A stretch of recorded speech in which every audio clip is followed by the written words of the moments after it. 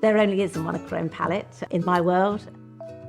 I'm Sarah Waller. I'm the owner of Sarah Waller Architecture. Welcome to my home, Blackwood Doonan.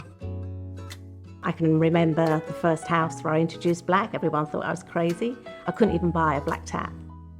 And now I think the monochrome palette is much more widespread and lots of options, materials and selections and finishes available to us.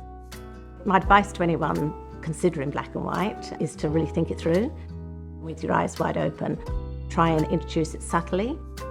Just don't overdo it. Black is high maintenance, so you need to be aware of that. Try and introduce some warmth with some natural timber and lots of greenery. That's the secret. Bring in the nature inside. Everywhere you look, out of every window, there's pockets of green. So I find it calming, restful, and particularly with black and white, it's really interesting to bring texture in.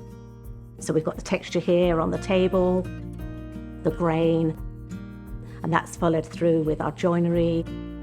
We've got the play of light and shadow on the materials, so it doesn't become so bland and so cold.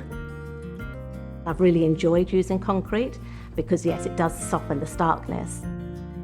Black and white is just so simple. It's just a blank canvas. And should you want to introduce colour, you've got that neutral palette to then bring some colour in.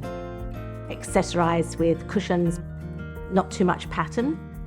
All the fabrics, the doona covers, everything, texture is really the key to making the interiors work.